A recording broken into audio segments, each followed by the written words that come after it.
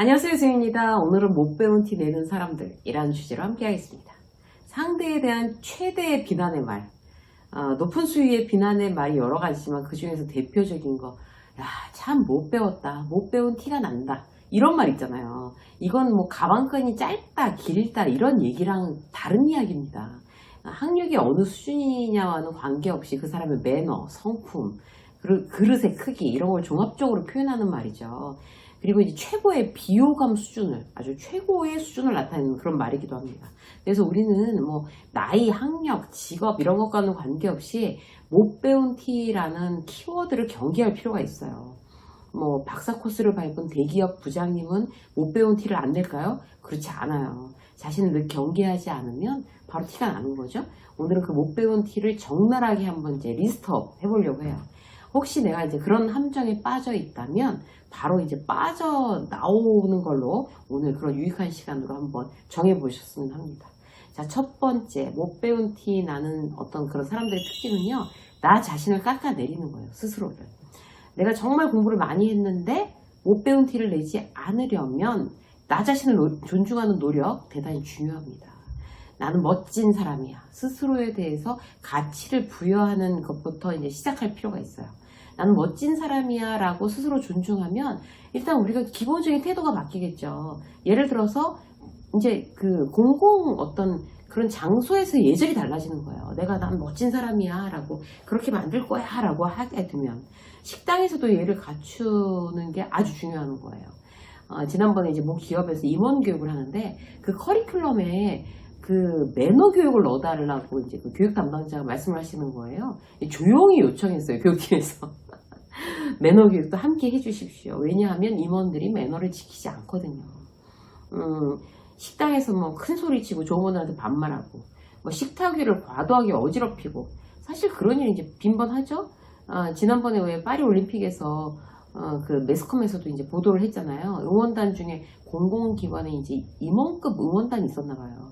근데 그분들이 식당에서 예의 없고 양궁장에서 시끄럽게 소리 지르고, 이게 바로 못 배운 티입니다. 나 자신을 이제 존중하고 내 품위를 지키겠다고 마음 먹으면 일단 식당에서부터의 태도가 달라지는 거죠. 다시 한번 경계해야 돼요. 공공장소에서 내 태도. 한 가지 더 말씀드리면, 도대체 엘리베이터 안에서 왜 도대체 얘기를 하는 걸까요? 얘기를.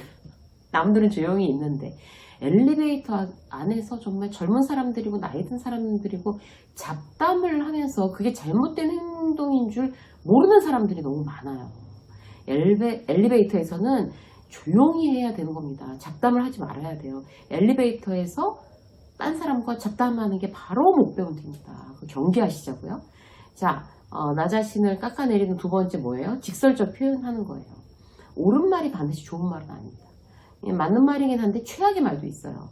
언제 그래요? 상대의 기분과 상황에 맞지 않게 그렇게 한다면 아무리 내가 논리적으로 맞는 말을 한다고 하더라도 그건 이제 잘못된 말이라고 할 수 있죠. 예를 들어 볼게요. 직장에서 후배들 다 있는데 김 과장의 보고서를 보면서 그걸 어떻게 보고서의 기본도 안 맞춰갖고 김 과장은 쓰냐 이렇게 막 큰 소리를 지적하면서 김 대리도 너보다는 잘 쓰겠다 막 이렇게 모욕적으로 내가 틀린 말 했어? 기본이 안 되는 걸 안 된다고 했는데 라고 한다면 그게 이제 김 과장을 깎아내리는 게 아니라 자기 스스로를 깎아내리면서 내가 못 배운 티를 팍팍 내는 그런 태도가 되겠죠. 자, 한 가지 더 볼까요? 나를 깎아내리는 세 번째, 가벼운 입이에요. 정말 그야말로 그 입을 다물라 막 이렇게 우리 직장생활 하면서 누군가에게 정말 안타까워서 그런 얘기하고 싶을 때 있잖아요, 그죠? 그 입만 조용히 하면 참 별탈이 없을 텐데 그렇게 안타까움을 주는 그런 이제 직원 어느 회사나 있게 마련입니다. 그리고 또 말 옮기고 뭐 카더라 이런 같은 루머 만들기 좋아하는 그런 입이 가벼운 사람들, 그 입 때문에 자기의 품격을 스스로 깎아내리는 거죠. 내 입을 조심하자. 이거 매일매일 되뇌어도 사실 모자라요. 오늘부터 다시 시작하시자고요. 내 입만 조심하면 된다. 이런 결심. 자, 첫 번째가 이제 나 자신을 깎아내리는 거였는데 두 번째 어떤 걸까요?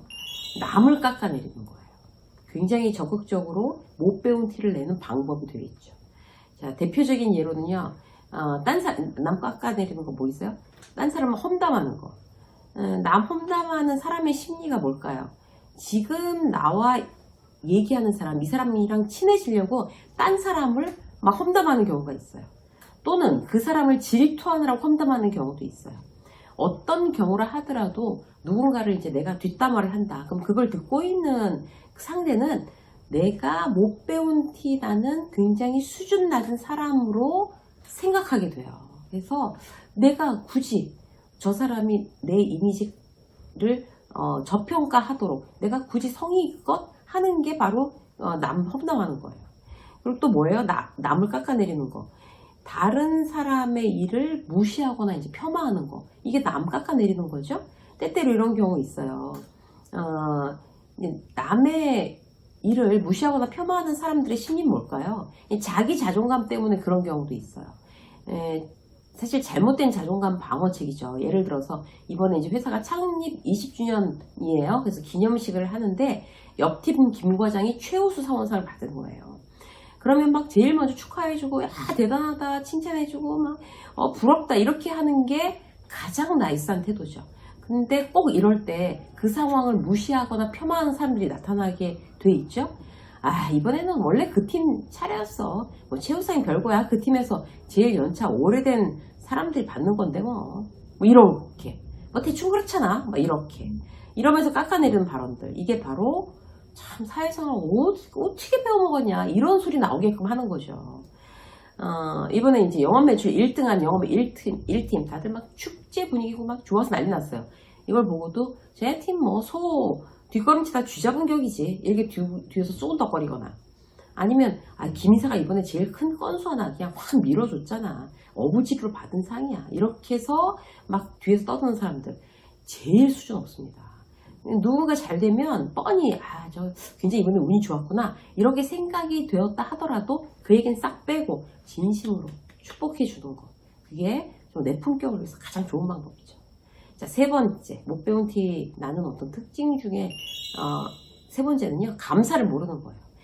개인적으로 제가 생각할 때는 감사를 모르는 사람 알면서도 표현 안 하는 사람이 가장 못 배운 티를 팍팍 내는 경우라고 할 수 있다고 생각해요. 저는 거꾸로 생각하면 뭐예요? 감사하다는 표현을 입에 달아놓고 사는 게 내 품격을 지키는 가성비 높은 방법이 되겠습니다. 예를 들어서 누군가 자기의 시간과 돈을 들여서 계속 도와줬어요. 회사에서건 일반 커뮤니티에서건. 근데 처음에는 고맙다가 계속 반복되면 어때요? 너무 당연한 거예요. 선배가 뭐 이제 후배가 막 계속 헤매고 있으니까 아이고 참 저렇게 하면 안 되는데 이러면서 막 보고서도 고쳐주고 자료도 찾아주고 이랬는데 선배면 당연히 저래야 되는 거 아니야 후배한테? 이렇게 그 후배가 생각하는 순간 이제 그 후배는 더 이상 그 호의를 계속 이제 받을 가능성이 없어지죠. 선배가 괘씸해하니까 선배면 당연히 도와줘야 되는 거 아니야? 라고 생각할 게 아니라 도와주면 나중에 가서 선배님 정말 도움이 너무 많이 됐습니다. 고맙습니다. 인사는 기본. 제가 뭐 도와드릴 일은 없을까요? 이렇게 표현하셔야 됩니다. 밥을 샀어요. 선배가, 리더가. 그러면 법인카드로 샀어도 고맙다라고 해야죠. 회사 돈인데 뭐 자기 돈인가 뭐 이렇게 생각하는 순간 더 이상 이제 밥 얻어먹기 힘들죠. 또 예를 들어서 누군가 이제 나한테 고마운 일을 했어요.